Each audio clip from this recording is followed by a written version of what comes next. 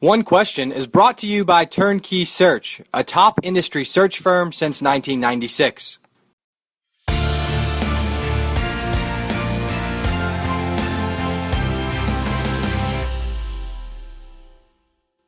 Ken Segiura with the AJC down in Atlanta. Ken's been all over the story of Mike Bobinski leaving Georgia Tech and headed to Purdue. He actually broke that scoop a week or so ago. And Ken, I want to ask you, what's your impression of what the Georgia Tech fan base thinks of the move? Is there concern over where Tech's place is in the pecking order of college athletics right now, or?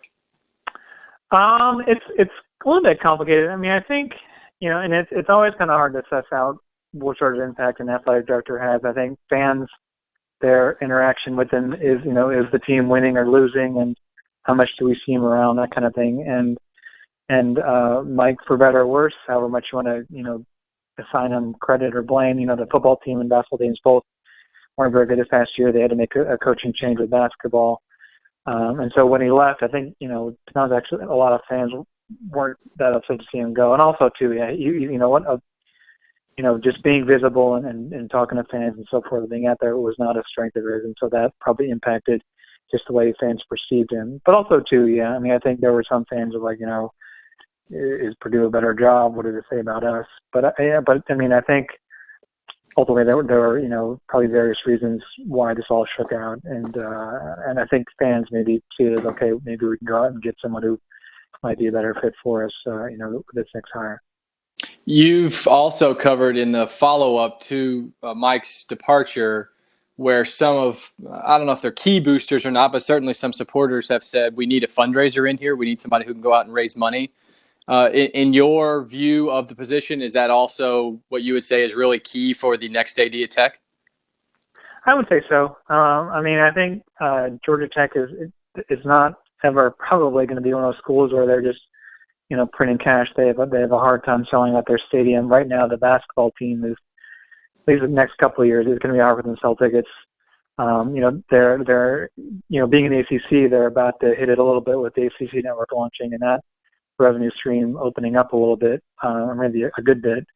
But yeah, they're it was kind of ironic. The day before Mike left, Paul Johnson, football coach, was saying, our facilities are way behind the rest of the ACC, and they want to redo the locker room, and there's other all sorts of other things I'm sure they'd like to do, but they haven't had the money for. And Mike was saying later that the locker room is going to be part of a larger renovation within the athletic complex. But yeah, salaries and facilities and all those things. And I remember Mike saying last year, if he kind of had his druthers, they would add a comprehensive nutrition program, which is something they just can't afford right now. So they're, some of the, I don't think they call them bells and whistles, but things that they need or would want, I would say, they don't have. And I'm sure that goes across the board.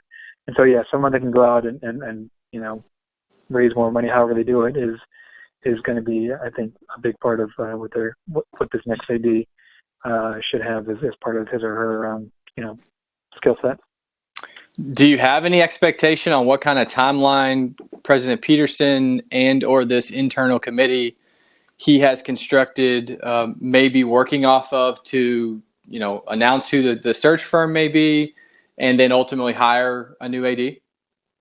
Well, Dr. Peterson was telling me, I guess a day or two after Mike left, that he told the interim athletic director that Paul Griffin, who's been here before, who worked a long time in Tech before, that he was hoping he'd be out by Christmas, and so that that's maybe a 4-month timeline. That they found or hired Mike.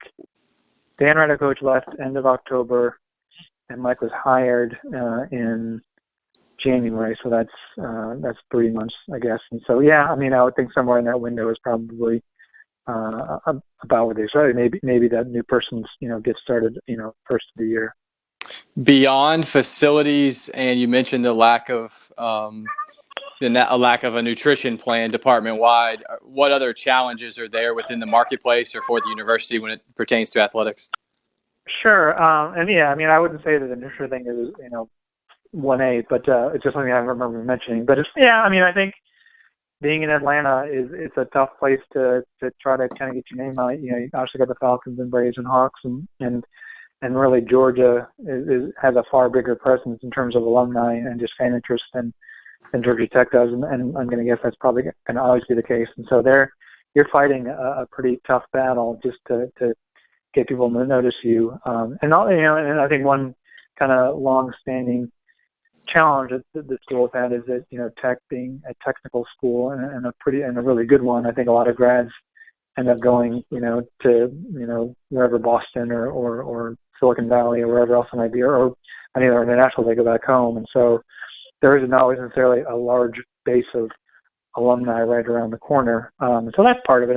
But I don't think that's really something that an AD can necessarily fix. I mean, I think it's one of those things that you change by winning. I think that the most successful team in the last 20, 30 years or run has been from the when Bobby Cummins was the basketball coach, and I wasn't here, but everything what I hear is that they really kind of owned Atlanta in some ways, and so it's not like it's impossible, but it's certainly a challenge. But I think also, but ultimately, yeah, it's having the funding and be able to compete on a department-wide basis with the rest of the ACC. Right now, it's you look at how they compare with the other teams and other sports, not just football. But there's a couple sports they do really well, but there's a lot where they really struggle. And so facilities is part of it, and there's other matters. But yeah, marketing the team and fundraising and just kind of getting everyone going in the right direction is probably some of the bigger challenges that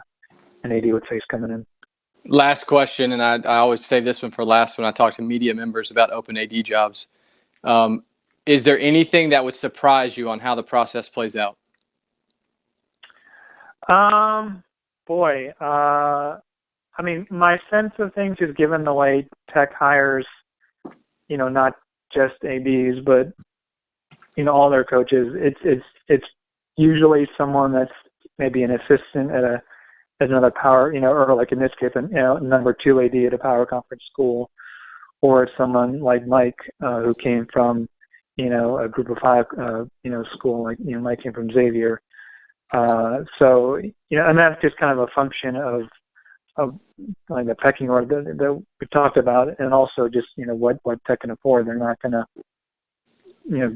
have a top 5 athletic director salary, I'm going to guess. And the AD, it's not a place like Alabama or Ohio State where you can, you're going to go there and win big in a bunch of sports and make all kinds of money for the department. So, yeah, my guess is, if it was someone not like that, or someone maybe who's coming from outside the industry, and that's something that, Dr. Peterson are going to talk about, but maybe you look at someone who's coming from a business field and has a different perspective on things, that is maybe willing to jump in and take a risk on a job like this.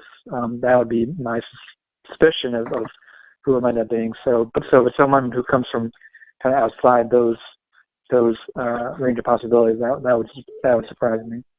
And that's today's One Question, brought to you by Turnkey Search, a top industry search firm since 1996. One Question is designed to give D1 Ticker subscribers valuable insights on how executive leaders in college athletics think about key issues on their respective campuses, in their departments, or within their leagues and conferences. One Question is brought to you by Turnkey Search, a top industry search firm since 1996.